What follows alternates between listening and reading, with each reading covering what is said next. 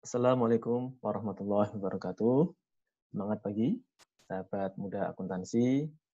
Kembali kita berjumpa lewat udara untuk melanjutkan proses pembelajaran kita pada mata kuliah akuntansi biaya. Ya, gimana sahabat muda semua? Sehat-sehat ya? Insya Allah dengan kita banyak berdiam diri di rumah, apalagi di dalam bulan suci Ramadan ini, semakin membuat kita sadar bahwa waktu kita yang telah berlalu telah terbuang begitu percuma. Jadi ini saat-saat yang tepat buat kita untuk merenung kembali apakah perjalanan hidup kita selama ini telah benar-benar ya menuju ke sebuah cita-cita kita yang tinggi, yaitu cita-cita supaya kita bisa menjadi manusia yang paling paripurna, bisa menjadi manusia yang memberikan kemanfaatan buat lingkungan kita, ya, buat orang-orang di sekitar kita. Nah, pada kesempatan kali ini, materi pembelajaran akuntansi biaya kita berkaitan dengan topik yang sangat menarik, yaitu responsibility accounting and reporting. Kalau kita melihat dari judulnya saja ya, responsibility accounting and reporting ya. Jadi pelaporan dan akuntansi pertanggungjawaban ya. Seolah-olah di dalam materi ini kita ingin mencari tahu nih, ketika timbul sebuah angka di dalam laporan keuangan, ya, angka ini harusnya siapa yang bertanggung jawab untuk bisa mengendalikan angka itu. Besar kecilnya angka di dalam laporan keuangan itu semestinya bisa dikendalikan atau tidak. Itu adalah salah satu concern daripada akuntansi biaya. Bagaimana akuntansi biaya ini bisa menghasilkan sebuah informasi kepada manajer, kepada pengambil keputusan di perusahaan, agar informasi yang disampaikan itu berguna sehingga bisa membantu para manajer, terutama para direksi ya, yang tinggi itu, mengambil sebuah keputusan bahwa telah terjadi, taruhlah sebuah inefisiensi di unit atau divisi tertentu. Atau ada sebuah peluang untuk kita bisa melakukan efisiensi, melakukan penghematan di dalam aktivitas-aktivitas tertentu. Ya. Jadi di sini yang namanya responsibility accounting, nanti teman-teman akan pelajari bahwa ini bukan ditujukan bagi perusahaan untuk menghitung unit produk ya, bukan itu. Tapi ingin mengetahui sebenarnya biaya yang timbul di dalam departemen ini harusnya siapa yang mengontrol. Karena kalau kita tahu siapa yang mengontrol, maka departemen itulah yang seharusnya bertanggung jawab untuk mengendalikan besar kecilnya aktivitas yang ada di sana, sehingga akan berdampak pada besar kecilnya biaya yang harus ditanggung oleh perusahaan. Nah, ini kira-kira prolog dari saya mengenai topik hari ini. Nah, secara definisi teman-teman bisa dapati di bukunya Carter itu ya, chapter 14, chapter 17 mohon maaf, bahwa yang namanya responsibility accounting secara prinsip itu apa sih? Dia sebenarnya sebuah sistem ya, sebuah sistem akuntansi ya, sistem akuntansi ini kata kuncinya yang diharapkan dia akan menghasilkan laporan biaya ya, termasuk kalau ada laporan biaya, di sana ada laporan profit ya, kepada manajer. Manajer yang mana? Yang bertanggung jawab atas suatu aktivitas untuk tujuan pengendalian. Ini kata kuncinya. Ini sebuah sistem yang dirancang menghasilkan sebuah report ya, sebuah laporan agar para manajer, para pengambil keputusan ini bisa tahu nih aktivitas mana saja yang dinilai berlebihan atau aktivitas mana saja yang bisa dikendalikan ya. Ini tujuannya responsibility accounting. Nah, sebenarnya kalau kita mendalami lebih lanjut tentang responsibility accounting, kita akan tahu bahwa tujuan mulia, nah saya bilang tujuan mulia, saya katakan tujuan mulia dari dibentuknya sebuah mekanisme responsibility accounting, terus sebuah sistem yang dirancang untuk responsibility accounting adalah yang pertama untuk menyediakan informasi pada manajemen ya, agar bisa melakukan pengendalian ya, atas biaya-biaya. Jadi ini sebuah tools yang bermanfaat buat manajer agar dia bisa mengendalikan biaya ya. Karena nanti kita tahu di situ ada biaya fix ya, ada biaya variabel di mana biaya variabel ini dia akan berfluktuatif sesuai dengan tingkat produksi yang dihasilkan atau tingkat aktivitas tertentu ya, tergantung kita mau menyandarkan ke mana ya referensinya ya. Nah, kemudian ada biaya tetap yang dia seharusnya kita desain untuk tetap benar-benar tetap jumlahnya tidak berubah dalam rentang aktivitas tertentu ya, dalam volume tertentu dia tidak berubah gitu ya. Ini dia tetap. Sehingga nanti menjadi tantangan buat perusahaan adalah mana saja biaya-biaya yang dianggap bisa dikendalikan, mana yang tidak bisa dikendalikan. Nah, agar efektif sebagai mekanisme kontrol, maka sistem akuntansi pertanggungjawaban ini akan mencatat dan melaporkan ya biaya yang timbul sebagai akibat dari setiap aktivitas kepada individu yang mengendalikan aktivitas. Jadi taruhlah nanti ada departemen A, departemen B, departemen A mendapatkan informasi bahwa oh telah terjadi biaya sekian di laporannya. Nanti ketahuan nih, oh terjadi ini karena apa? Oh karena dia memberikan sebuah pelayanan ya, sebuah layanan tertentu ke departemen B ya. Sehingga diketahui nanti di sana, oh berarti layanan yang di departemen B ini ada hal yang bisa dikendalikan oleh departemen A agar biayanya tidak terlalu besar kan. Secara gampangnya seperti itu ya. Oke. Jadi bahwa penekanan dari akuntansi pertanggungjawaban adalah itu untuk pengendalian biaya internal. Oke. Dan bukan untuk penentuan biaya produk. Jadi di sini kita tidak tidak didorong untuk menghitung nilai sebuah produk ya atau unit price-nya ya atau unit cost-nya, tapi lebih pada bagaimana biaya-biaya timbul secara internal, biaya-biaya timbul akibat aktivitas antar departemen ini bisa dikendalikan oleh manajer ya. Karena kan memang nantinya kalau sudah bisa dikendalikan kan ketika perusahaan nanti ujung-ujungnya mau menentukan unit produk kan itu lain persoalan ya.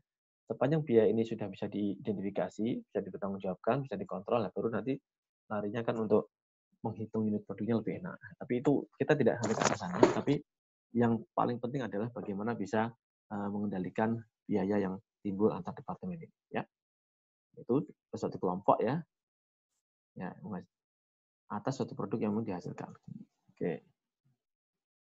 Nah, di buku Carter chapter 17 itu diberikan sebuah ilustrasi yang menarik ya. Taruhlah sebuah perusahaan namanya Paloma, mempunyai dua departemen, mempunyai dua production department dan dua service department. Jadi ada departemen atau divisi produksi, ada departemen atau divisi jasa. Kalau departemen produksi, dia memang kaitannya dengan fabricating sama assembly, artinya berkaitan dengan proses untuk menghasilkan suatu produk gitu ya. Sementara kalau service department yang terdiri dari maintenance and power, ini tujuannya untuk melayani ya, untuk melayani atau mensupport lah, supporting unit untuk production department ya. Jadi kalau istilahnya kalau di kantor itu kan ya ada direktorat teknis gitu ya, kemudian ada sekretariat direktorat yang dia akan mensuplai atau mensupport kegiatan-kegiatan yang dilakukan oleh direktorat. Ya. Nah, cuman kalau di pemerintahan kan kita tidak membebankan itu karena kita tidak menghitung biaya-biaya itu sebagai sebuah biaya yang akan dibebankan ke masing-masing direktorat. Tapi di sini karena perusahaan ini adalah tujuannya mencari profit, maka dia ingin tahu nih setiap kegiatan yang dilakukan oleh sebuah supporting unit kepada divisi yang utama yang memproduksi suatu barang, ini kira-kira ketika departemen atau divisi yang membebankan biaya ke divisi yang lain itu sudah tepat belum cara pembebanannya, kan intinya gitu ya. Nah, pertama ini kan tadi ada dua departemen, ya dua production department dan dua service department. Di ilustrasi 1, bahwa maintenance department kan termasuk supporting unit nih, membebankan biayanya menggunakan single billing rate. Jadi kalau single billing rate itu berarti apa? Variable cost sama fixed cost-nya dijadiin satu. Itu namanya single billing rate. Kemudian di ilustrasi 2 nanti kita akan memperlihatkan bahwa power department ya, power department kan listrik ya, membebankan biaya menggunakan multiple billing rates. Artinya dia ada dua tarif nih ya. Yang fixnya dia tetap, yang variabelnya ikutin aktivitas atau volume realnya kan gitu. Beda dengan yang single billing. Kalau single billing ini single billing rate fixed rate-nya sama variable rate-nya dijadiin satu sehingga tinggal dijumlah menjadi satu tarif saja ya. Jadi ini satu tarif nih ya. Ini satu tarif. Kalau ini ada dua tarif atau lebih dari satu tarif. Kan bisa aja tarifnya semacamnya. Oke. Nah, selanjutnya ini ada sebuah informasi menarik di perusahaan Paloma tadi bahwa budget fixed cost-nya di dalam bulan itu misalkan $150, $50.000. Dia punya budget fixed cost, anggaran untuk biaya tetap $150.000. Sementara anggaran untuk variable cost adalah $20 per maintenance hours ya, per jam pemeliharaan. Namun diketahui bahwa aktual cost yang terjadi di bulan itu, artinya aktual cost yang terjadi di maintenance department dalam dia melayani 3 departemen ini, fabricating, assembly, ya, dan termasuk dia melayani power ya, sampingnya itu, ini 245.000. Nah, dari sini kan kita ingin tahu nih, bagaimana biaya 245.000 ini dibebankan ya, dibebankan ke masing-masing departemen. Ya. Siapa yang dilayani tadi? Ada fabricating, ada assembly, ada power ya.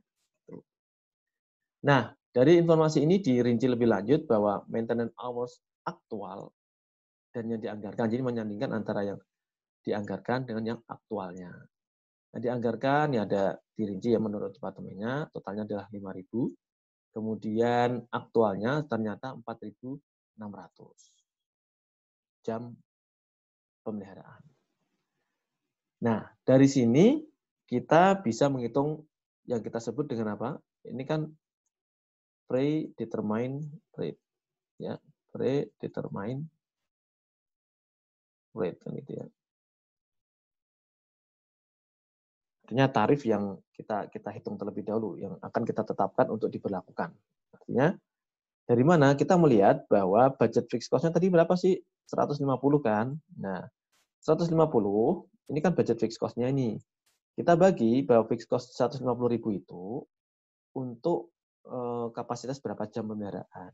Oh, ternyata untuk 5.000 berarti fixed cost tarifnya adalah 150.000 dibagi 5.000 sama dengan $30 per jam kan gitu ya.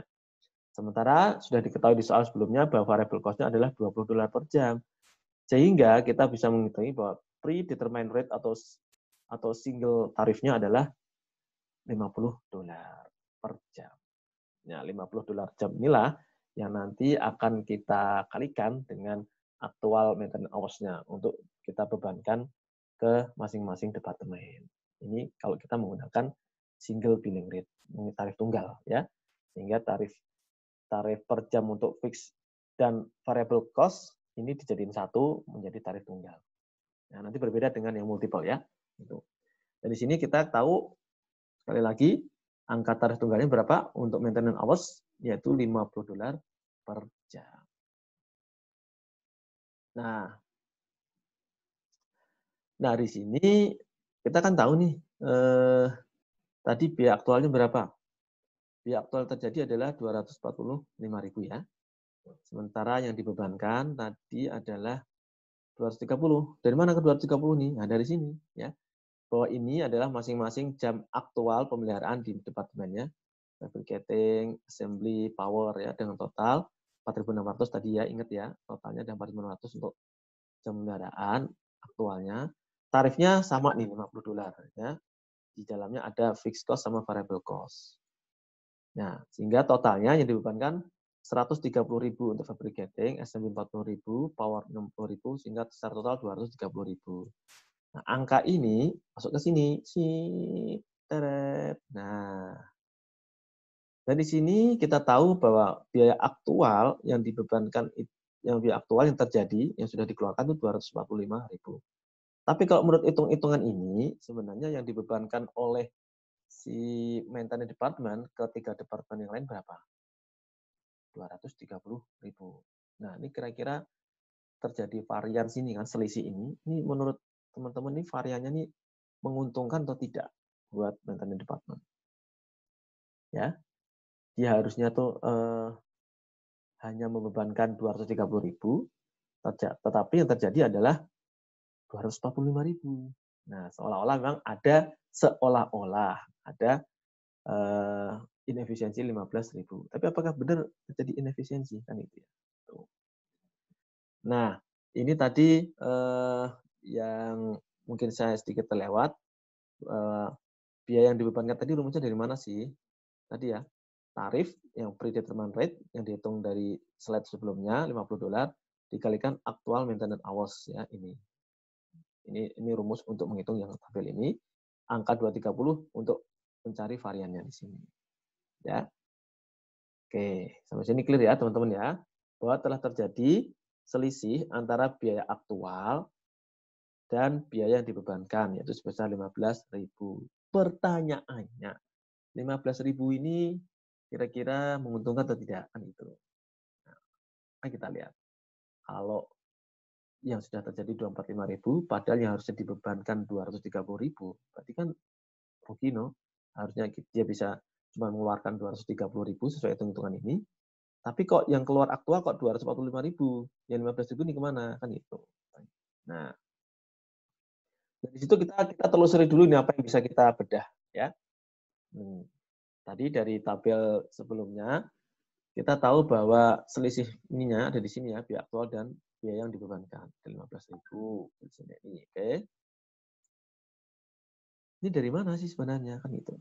Nah, kalau kita menelusuri dari perbandingan antara budget hours sama actual hours untuk maintenance ini kan kita tahu bahwa dibudgetkan ini 5.000 jam, tapi yang terjadi hanya 4.600. Sehingga ini kita bisa mengatakan apa sih? Sebagian varians dibebankan karena idle capacity. Ya, ini istilahnya adalah idle capacity. Harusnya dia bisa melayani selama 5.000 jam nih. Tapi dia cuma bisa melayani 4.600 jam. Berarti ada idle capacity, ada kapasitas yang tidak terpakai sebanyak berapa? Sebanyak 400 jam. Kan ini ya. Sehingga ini 400 jam ini, kan selisih antara 5 dikurangi 4.600 nih. Dikalikan dengan ini. Kan 30 tadi apa? Tarif untuk fixed cost-nya kan ya. Ya, fixed cost-nya tadi kan $30 ya. Sehingga dari sini 12.000. Nah, yang 12.000 ini inilah yang kita katakan dengan idle capacity gitu loh. Idle capacity kenapa? Karena budget yang tadi 150.000 itu harusnya bisa untuk 5.000 jam. Tapi kenapa dia hanya bisa untuk 4.600 jam? Terjadi idle capacity sebanyak 400 jam kali tarifnya untuk fixed cost $30 sama dengan 12.000. Atau kalau kita menghitung secara kalkulasi totalnya, budget fixed cost-nya 150.000, fixed cost yang dibebankan 138.000. Kan sama aja nih ya. 4.600 kali 30 ya, sama dengan 138. Sehingga selisihnya juga 12.000. Ya.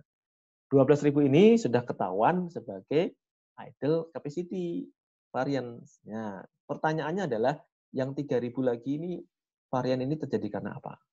Ya kan tadi kan total variannya kan ada 15.000 nih ya.